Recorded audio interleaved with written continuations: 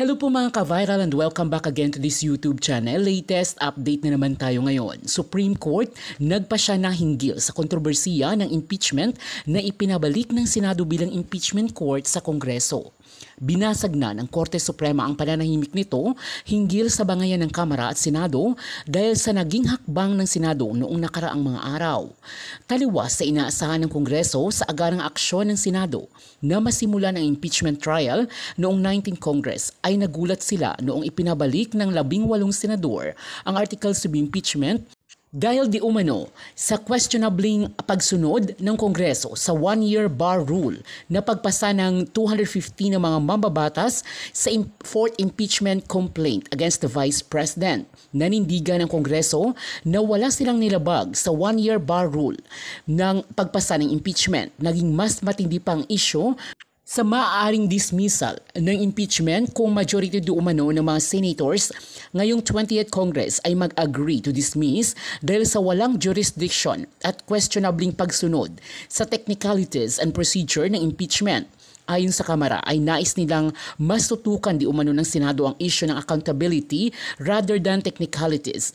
Nanindigan ang Kongreso na ipinapa-impeach nila ang Vice Presidente dahil sa accountability sa paggamit ng confidential funds and accountability for grave threat against the President. Sa ngayon ay buo pa rin ang paninindigan ng Kongreso na the Senate must start the trial according to what the Constitution says.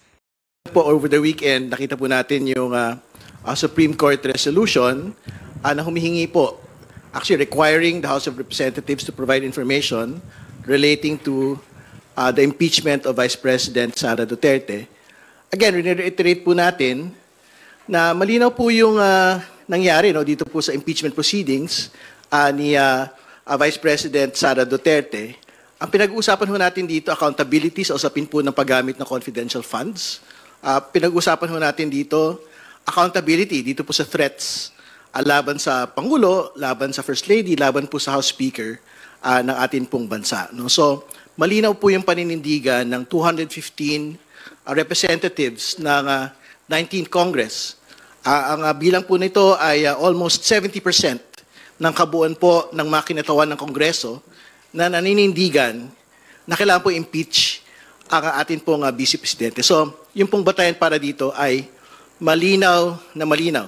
At malinaw din po yung jurisprudence sa usapin po ng initiation ng impeachment proceedings, sa ilalim po ng Francisco versus House of Representatives at in-affirm po ng Gutierrez versus House of Representatives, ang requirement para po magkaroon ng one-year ban rule ay yung pong mga rekisito, una, ng filing ng verified complaint at pag-refer sa House Justice Committee for action.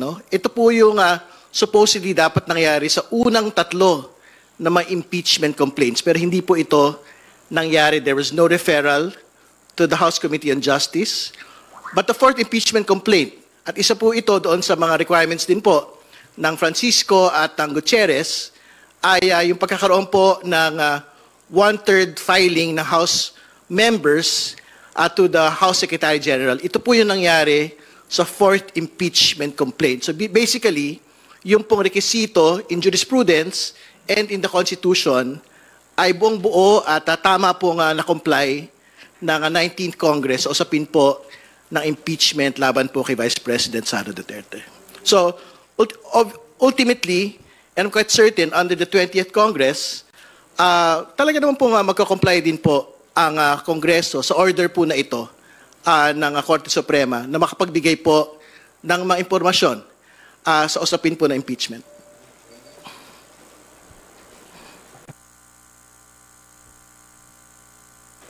Magandang umaga po sa inyong lahat. Sa panig po ng House, kami po ay hanggang ngayon ay nag-aantay kung ano po ang magiging aksyon ng mga kasama po natin sa Senado at kami naman ay handa na tumugon sa lahat ng mga alituntunin na kanilang ibinabato po o hinihingi po sa amin. Subalit sana po, ang panawagan po namin ay sana ay maituloy na po ang impeachment trial. Dahil ito po ay maliwanag naman sa batas na kung ang impeachment complaint ay nakarating na sa Senado, dapat po ang sumunod na pong maging aksyon ay ang pag-proceed na po sa trial. So, hindi lamang po kami, maski po ang taong bayan ay nag-aantay na. So, sana po, ito po mga susunod na araw, susunod na linggo, ito po ay maganap na. So, muli po, maraming salamat po. Thank you, Honorable House members. Let's begin with Rosalie Cas from UNTV. Good morning po, Kongs. Tanong lang po namin kung meron po ba kayong worry dun po sa directive ng Supreme Court given that one of the incoming House prosecutors, si Representative Leila De Lima, nagpahayag ng concern over the directive of the SC? Well, unang-una, ako po ay maliwanag naman po yung hinihingi ng Supreme Court. Ito po ay parte ng pagresolba sa issue po na ibinato po sa kanila. At ito po mga hinihingi naman po ay maiko-comply naman po namin sa House. Hindi lamang po ang House, pati po ang Senado ay hinihingi rin po ng compliance.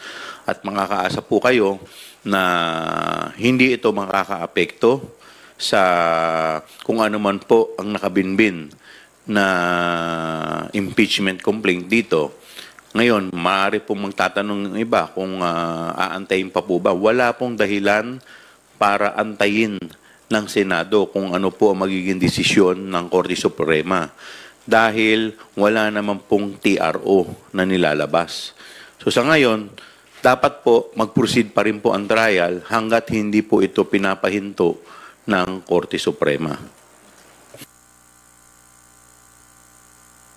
Siyempre, naunawaan po natin yung concern ni Congresswoman Leila De Lima, na particularly dun sa question po ng judicial overreach. No? I think yan po yung particular po na concern niya. Pero kailangan din natin maglinaw na siyempre may bahagi doon po sa impeachment proceedings na pinapayagan po yung Korte Suprema, particularly sa ilalim po ng Francisco at saka Gutierrez, yung pong pag-determine on whether or not nga na ito pong one-year bar rule ay nasunod po ng Kongreso. So, ginagalang po natin yon. At again, hindi po ito pwedeng gamitin ng Senate Impeachment Court, no, na dahilan para hindi po magtuloy, again, doon sa kanila pong constitutional mandate to try and decide the impeachment case of Vice President Sara Duterte. Katulad po ng binanggit niya, Congressman Joel, wala akong temporary restraining order na binigay po ang Korte Suprema. So, ibig sabihin, we will proceed with the Supreme Court deliberations, but again, the Senate should still proceed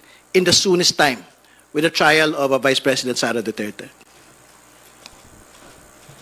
Follow-up lang po dun. So, hindi po kayo nag-share or nag-agree dun sa concern ni Congresswoman De Lima na walang tila sumobra yung pakikialam ng Supreme Court dun sa order mostly sa House of Representatives in relation with the impeachment case?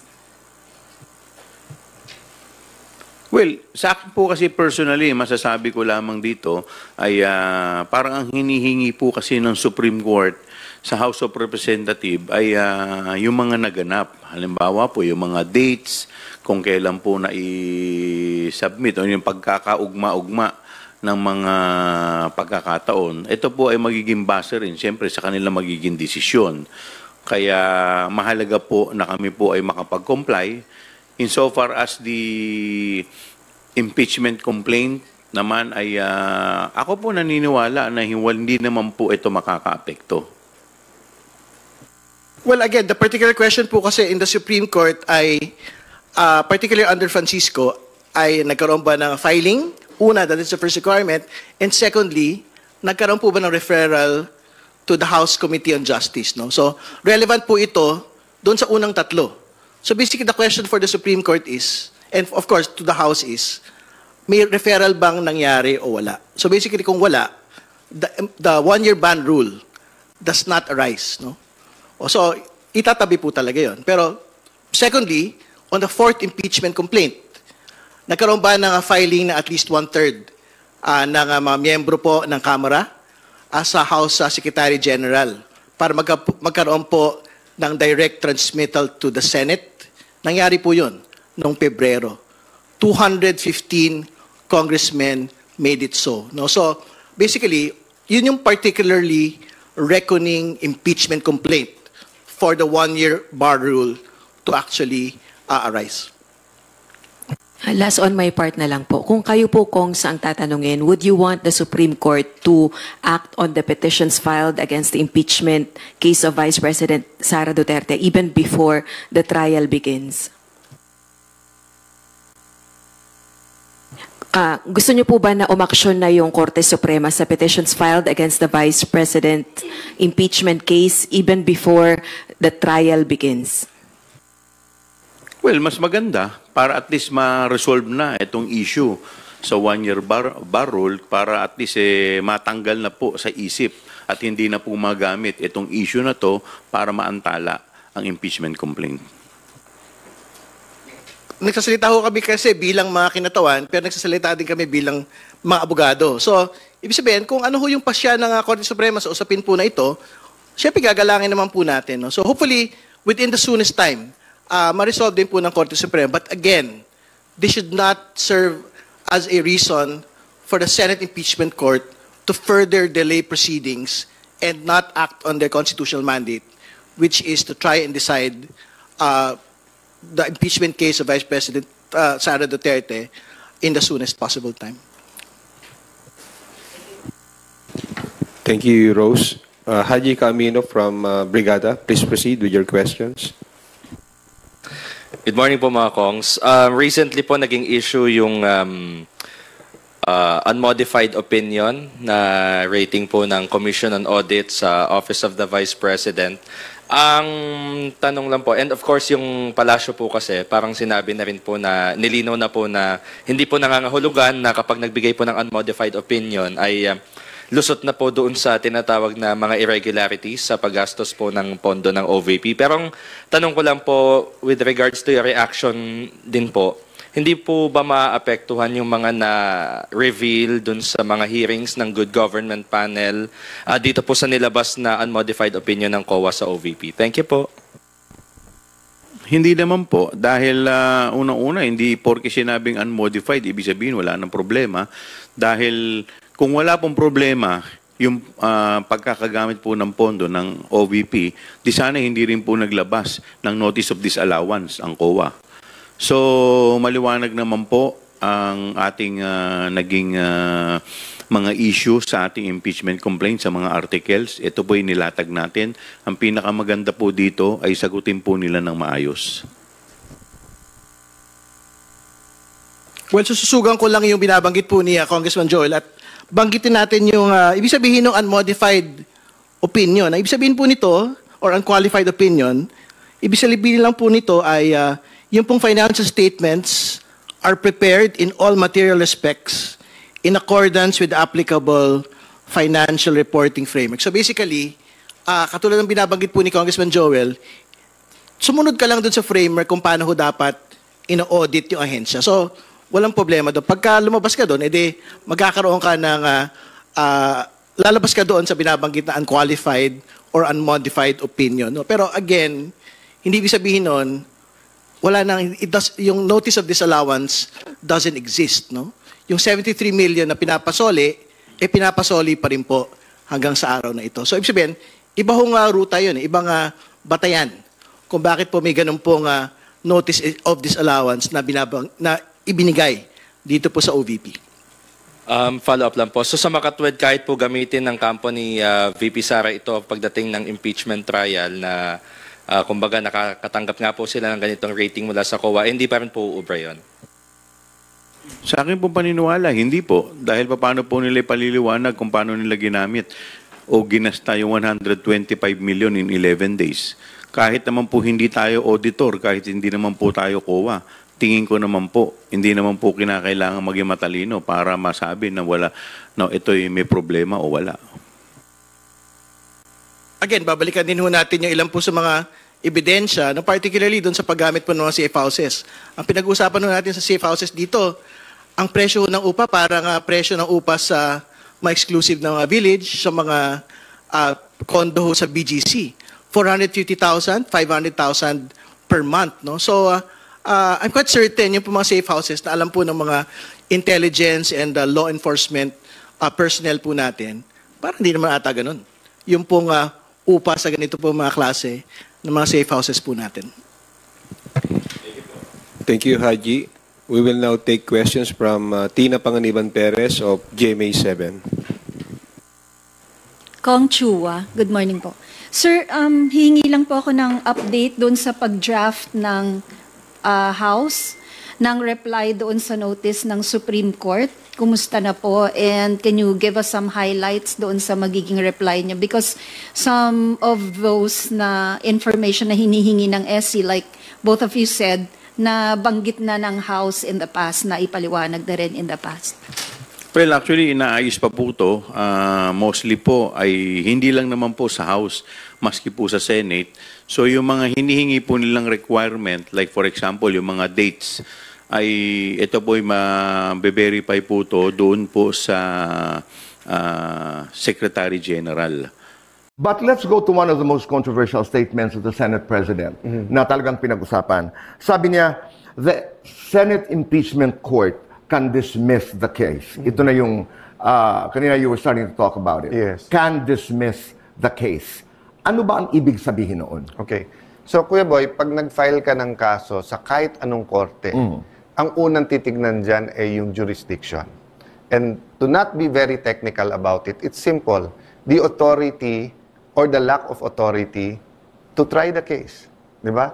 So, for example, kinasuhan mo ako sa MTC, pero ang jurisdiction sa RTC, i-dismiss ng MTC yan. Kinasuhan mo ako sa Ombudsman, pero hindi ako covered ng Ombudsman dahil private businessman ako at wala akong dealing sa gobyerno, i-dismiss ng Ombudsman yan. Di ba?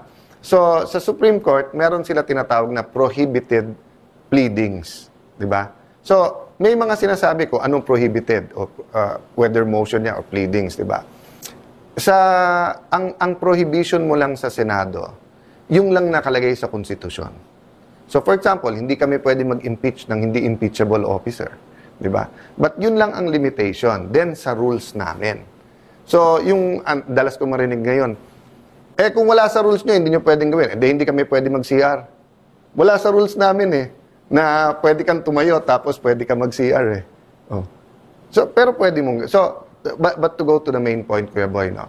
We should not dismiss outrightly unless it's a question of grave violation of the Constitution. Diba? So, kasi ang nabenta kasi nung ibang advocates ng hindi nyo man lang titignan yung ebidensya, i-dismiss nyo na. Okay? That's always the case if you question the jurisdiction. Diba? So when you go to the ICC, kay President Duterte, ano ba unang question ng abogado ni President Duterte? Hindi ba tinanong niya, you have no jurisdiction over us kasi umalis na kami. Wala pang ebidensya ang pinapakita doon. Wala pa. Okay. Pero nagsabi yung korte, sandali lang, may jurisdiction. So the court should not acquit or convict you without looking at the evidence. Klaro yun, Kuya Boy. Paano ka naman magsasabing guilty or not guilty kung di mo pa tinitingnan yung ebidensya? Pero yung jurisdiction, yung i-dismiss mo kasi tingin mo may problema.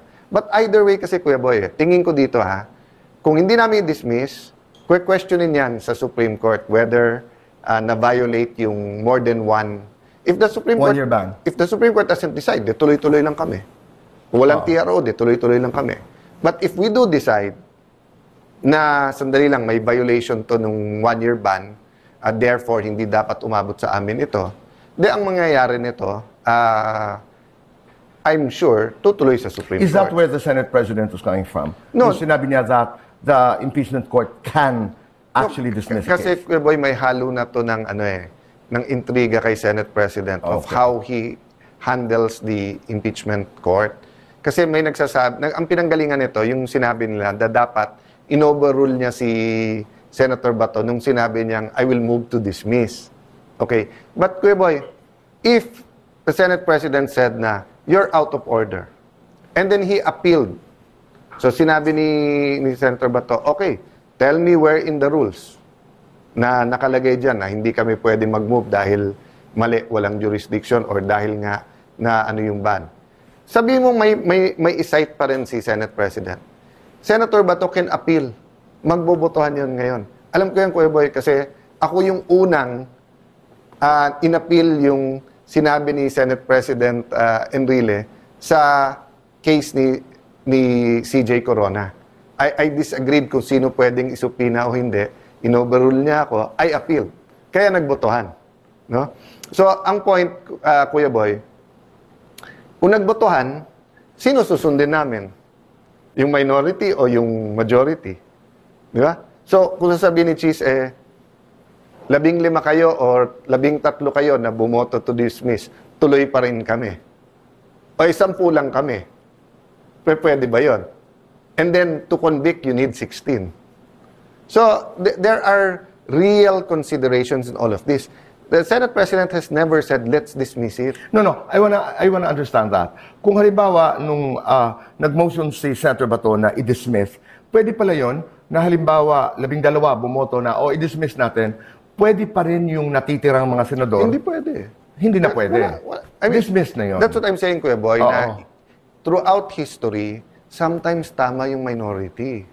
Pero majority rule eh. Okay. Diba? So, sa ordinaryong korte, Kuya Boy, pag nag-disagree, so for example, no, sa Court of Appeals, diba, kung hindi sila unanimous 3, magdadagdag ka ng 2, may 5. Sa ordinaryong korte, kapag yung judge sinabi, inhibit mo yan, papalitan yon. O, sa atin ngayon, sinabi, si ganitong 2 senador, pumunta dun sa activity, nandun si VP Sara, inhibit. Assuming, Kuya Boy, nag-inhibit sila. Yung boto na yun is for Sara. Kasi pag every time mag-inhibit ka, ang natanggal mo lang sa kanila, makapagsalita sila sa korte at makaboto sa motion. Pero, counted na yun as an acquittal. Kasi you need 16 to convict eh.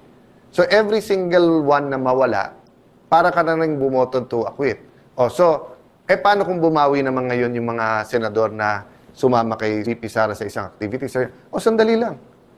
Prosecutor, dun kay Senator Risa nag-oath eh. O, hindi ba bias din yan? Dapat mag-inhibit din yan. Mauubos kami sa korte. Di ba? So, that's... I get that. Balikan ko lamang yung sinabi ni SP Cheese Escudero na we can dismiss. Ang kinakapitan kasi ng kanyang mga kritiko ay hindi lang sinasabi ng konstitusyon. Ang sinasabi ng konstitusyon, ang trabaho ng Senado as an impeachment court is to try and decide. Yes. But not to dismiss. Always part of the trial is to determine kung may jurisdiction. Okay. So yung jurisdiction na sinasabi natin dito, Alan, ay yung 1 year. Yung 1 year. Ban. So kung ang sasabihin, i-dismiss kasi wala namang ebidensya, we can do it but we shouldn't, ma-overturn kami ng Supreme Court. Okay. So kung ang ginawa ni Senator Bato or any senator, no, you know, I think most of us here believe na pampolitika lang to. I don't even need to see the evidence. We should dismiss. Then, halimbawa, majority dismissed. Then you can go up to the Supreme Court.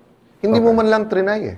Di ba? Okay. But for example, Kuya Boy, no, you said na the person you brought the impeachment case against is not an impeachable officer.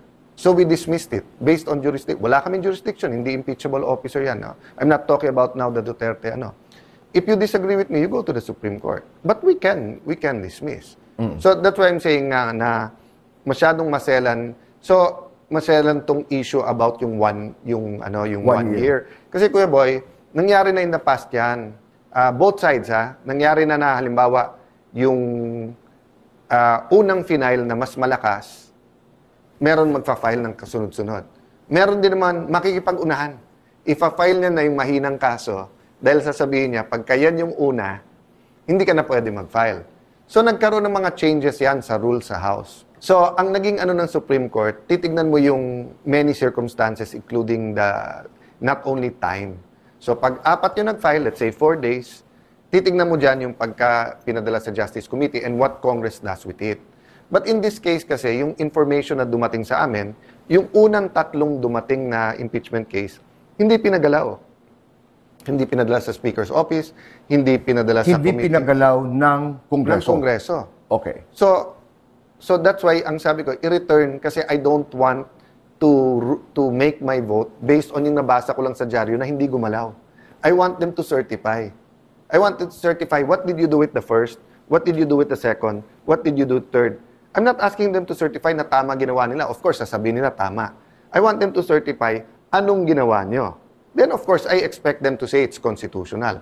Kasi based on that, I will make my own judgment na sandali lang, pinaikutan nyo ba yung konstitusyon na pwede pala mag-file ng 3 pero wag mong pagalawin, hihintayin mo yung pang-4. Alan, hindi ba pwedeng magawa yun na inutusan mo? Kasi by the time nag-convene na ang Senado as an impeachment court, instead of remanding or returning, whatever the word is, hindi ba pwedeng, may term sila, advisory ba? Hindi ba pwedeng sabihin mo na lang sa Kongreso? Boy, lahat naman pwede. And I agree with those saying na pwedeng ganito, pwedeng ganyan. O naipaliwanag yung 3, ano bang nangyari para makasigurado tayo? Yes, but ang question nga is you have a senator and it looks like he has a lot of votes with him who's saying i-dismiss natin. Okay.